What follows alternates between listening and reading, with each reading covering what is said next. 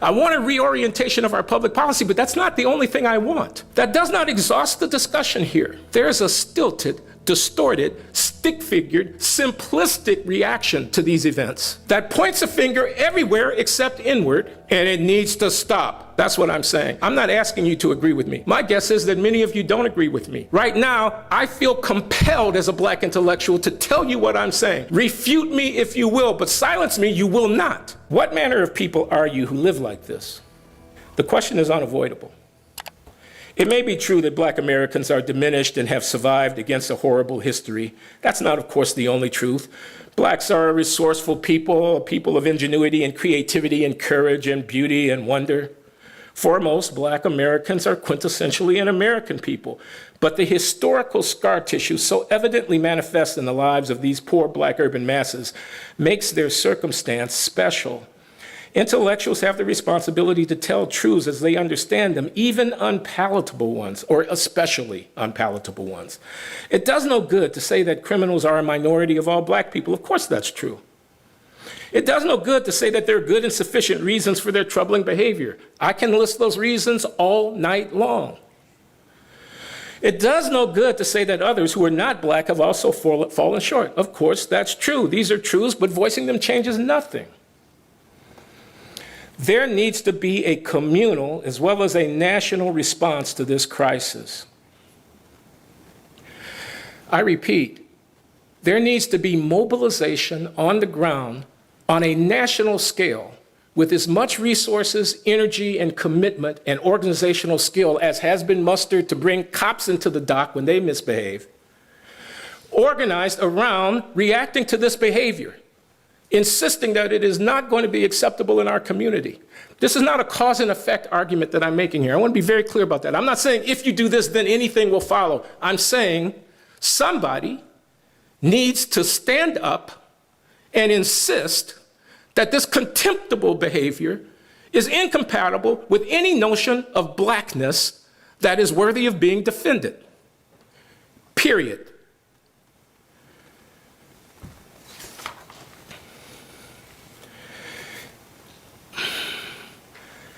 Of course, that's not enough. By itself, it's not enough. I'm not saying it's a solution to the larger problem. Of course, there needs to be social mobilization. Somebody is going to say, don't we need more health care? Somebody is going to say, shouldn't there be work for people who are looking for work? Somebody is going to tell me that the housing situation is inadequate. Somebody is going to point out that the schools are underfunded. I want the schools more adequately funded. I want the housing situation addressed. I want resources invested in this community. I'm talking trillions of dollars over a period of years invested in this community. I want a reorientation of our public policy, but that's not the only thing I want. That does not exhaust the discussion here. There is a stilted, distorted, stick-figured, simplistic reaction to these events that points a finger everywhere except inward, and it needs to stop. That's what I'm saying. I'm not asking you to agree with me. My guess is that many of you don't agree with me. Right now, I feel compelled as a black intellectual to tell you what I'm saying. Refute me if you will, but silence me you will not.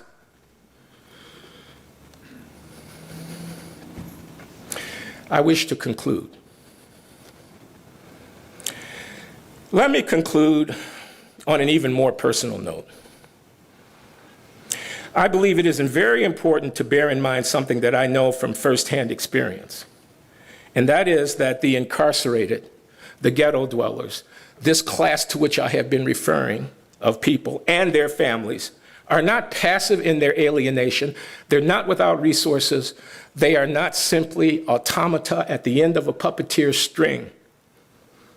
Rather, they construct meaningful worlds for themselves amidst the storm. We, truck up to prison to visit a kid or a parent or a partner going through a rite of passage that soon enough becomes familiar.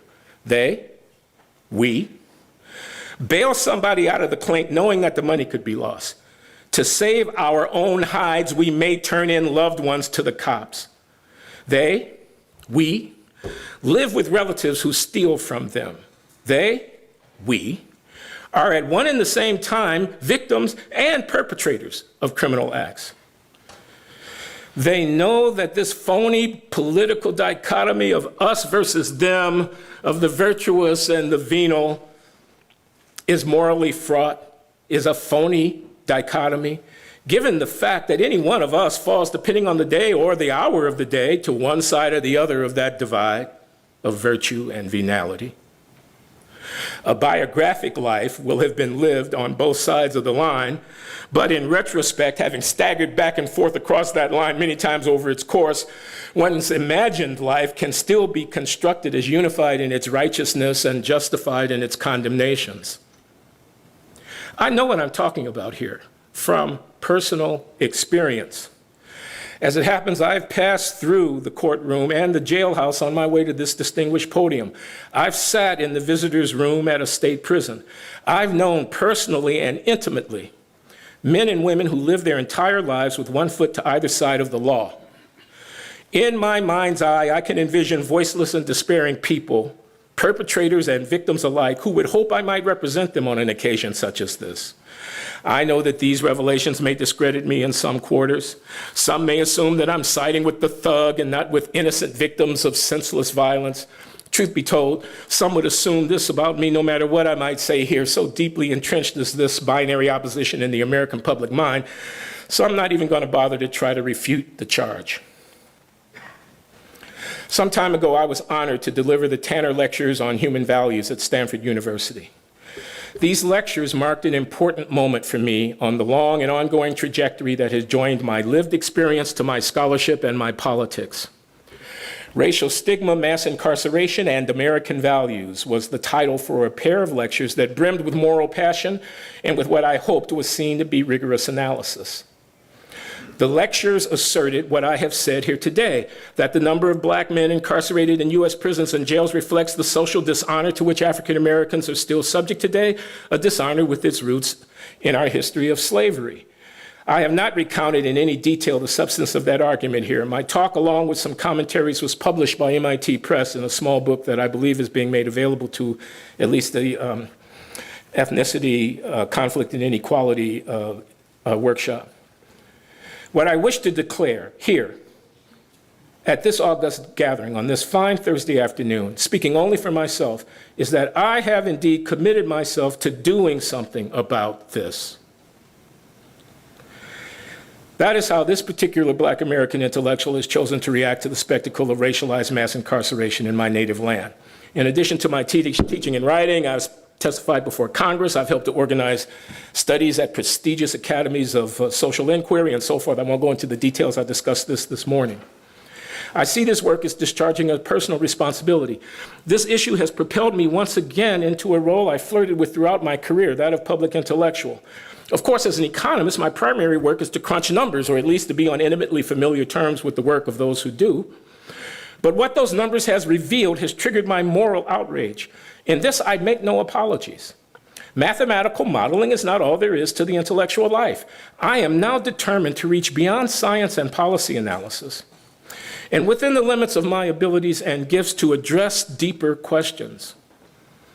My journey to the issue of prisons has taken unlikely twists and turns. It has involved not just the courthouse and the jailhouse, but my many years as a conservative pundit.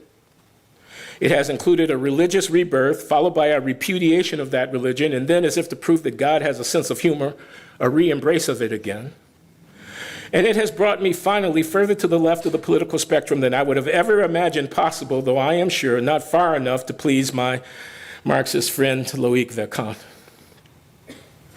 I am the eldest of two children, raised after an early divorce by a single mom. I grew up on the south side of Chicago in the 1950s and the 1960s. Although the neighborhood was rough, my family was comfortable enough. My father, who is the groom depicted there, he's 18 years old in that photograph, ended up a high-level administrator with the Internal Revenue Service. And my mother, the bride, pictured there in May of 1948. I was born in September of 1948, so I'm in the picture too, but you can't see me. She had a job with the Veterans Administration. I had cousins who became doctors and lawyers. I also had relatives who died of a drug overdose or who spent years in prison. In his book, Code of the Streets, the ethnographer Elijah Anderson describes two broad categories of social orientation in the inner city, what he calls decent families, who tend to be working poor rather than unemployed and who value self-reliance, hard work, education, and church, and what he calls street families, who turn to lawlessness to make ends meet and violence to settle their conflicts. My family had a little bit of both, sometimes in a single person. I'm thinking, for example, of my Uncle Mooney. He was a legitimate small businessman and barber and dry cleaner, but he sold marijuana out of the back of his barbershop routinely. I'm thinking of my aunts Cammie and Aunt Rosetta, who are depicted in that photograph to your far left. Oh, those are my great aunts, my mother's aunts, Cammie and Rosetta, who fenced stolen goods as a regular course of events. They had young women who were shoplifting clothing and foodstuffs from retailers, and then they give those girls 20 or 30 cents on the dollar, and the aunts kept big freezers in their basement so that whenever you had a family affair, you knew that you didn't go to the market to buy your ham or your turkey. You went to Aunt Cammie or Aunt Rosetta and you got a better price. These are church ladies wearing the big hats. They were the salt of the earth, these people, but that's what they did. The book I'm currently writing is a memoir. It paints a vivid picture of my upbringing in Chicago in the 1950s and 60s with characters like my mother, Gloria. There she is, so gorgeous, so beautiful. Her nickname was Go-Go. I had been enrolled in 5 different elementary schools before completing the 5th grade. My mother was always on the move. My Aunt Elois, who is there, the third person to the right of my mother, is my Aunt Elois, her sister, who rescued my sister and I from our itinerant life by bringing all of us into her household. Their brothers, my uncles Alfred, who can be seen over my father's right shoulder, and Atlert, who can be seen over my mother's left shoulder. My Aunt Elois's husband, Uncle Mooney, I used to call him Uncle, call me when they start integrating the money, Mooney, because that's what he always said about Martin Luther King and integration. He said, I don't want to live next to no white people. You just call me when they start integrating the money. And that was my family. And my great aunts and uncles who had initially migrated north from Mississippi after World War I. I loved that life. I can recall the hustling, the rent parties, the strangers to whom rooms were sometimes let in our house, the jazz music, the blues that were everywhere. Likewise, I can recall premature death, rampant adultery, hipsters and gangsters with style, and enormous social vitality. The bare facts of my upbringing are not without interest. There will be no need in the memoir to embellish. I was born to these working-class African-American parents early in the post-World War II baby boom. I was educated in public schools, graduating high school at age 16. I attended the Illinois Institute of Technology for about a year, where I failed to study mathematics. I studied at a community college that met in one wing of a large vocational high school. I then transferred to the elite Northwestern University on the shores of Lake Michigan, just north of the city, where I studied mathematics and philosophy mainly, but minored in economics and became acquainted with the German language. I became a father at the age of 18, 19, and 21. I finished my formal education at the Massachusetts Institute of Technology, where I earned the PhD in economics at age 27, from what was then the best department of economics in the world. It was a remarkable transformation. Fatherhood forced me to become a college dropout at age 18. I worked full-time as a clerk in a printing plant for 5 years before I went off to MIT, and was a full-time student as well for the last 3 of those years at that community college and then at Northwestern University. I was serious about my studies. I completed my graduate studies brilliantly, and by age 33, I had become a tenured professor of economics at Harvard. Indeed, the first black person to hold that position. I remarried at 34, became an inpatient in the McLean Psychiatric Hospital at 39, and was baptized a born-again Christian at age 40. You're going to have to buy the memoir to get the full story. The Chicago of my youth exuded beauty and brilliance amidst compromised standards and awful pain. My uncle Atlert, seen there over my mother's left shoulder, drank himself to death. Our close family friend, Boo Boo, was a brilliant student, but he had to watch his father fatally shoot himself in the head while sitting on my mother's living room couch. A kid nicknamed Pig, a grade school bully who tormented me, ended up with a life prison sentence for killing a cop. I knew that kid. The quiet boy down the block, Paul Shumpert, who was a brilliant Little League shortstop, overdosed on heroin at age 18. My cousin Ronnie was also strung out. He'd often stop by our house to get something to eat, and he'd steal from my mother's purse, which she would knowingly permit. The kid Stevie, whom I'd known since I was 12 years old, bled out on his mother's basement floor after an accidental gunshot wound to the stomach, playing along with his friends with a pistol. A gay man with whom I had worked at the printing plant, Chuck, was found bludgeoned to death in his apartment, the place where I would often spend Saturday mornings after a long Friday night third shift shooting the breeze with my friend Chuck. My uncle Alfred, seen there over my father's right shoulder, lived a polygamous life with overlapping families, fathering 22 children altogether. The brilliant Uncle Adler graduated at the top of his class from Northwestern University Law School. He went to law school with Harold Washington, the late Harold Washington, who was the mayor, the first black mayor of the city of Chicago. That was my uncle. He was a brilliant man. But he ended up getting disbarred because he got caught up in some shady family deals with the great aunts. And yet I vividly remember my Uncle Adler's stunning eloquence. I recall my Uncle Alfred's charm, his physical beauty and grace, and his absolute devotion to his children, all 22 of them. I can remember my mother's sweetly melodic voice and her giving heart, and my Uncle Mooney's grit, his enterprise, and his fierce independence. And I remember my Auntie Lois's steadfast and sacrificial love of family. I recall her elegance and her ambition. I can still see the impressive style with which the great aunts adorned their homes, Rosetta and Cammie, the operators. Their silverware, their linen tablecloths, their ivory and mahogany and crystal, their Persian rugs, lace curtains, the furniture, their cars, the mink and the fox and the chinchilla fur stoles, their stylish shoes and hats and precious jewels. I can recall watching my mother dress for Saturday night, go-go. She was getting ready.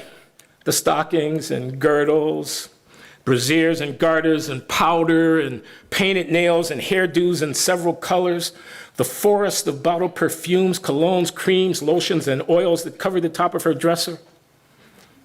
I can recall men's conked hairdos, Sunday socials, fashion shows, teas, bid whist card games, cookouts, feasts, and parties on every holiday or no holiday at all.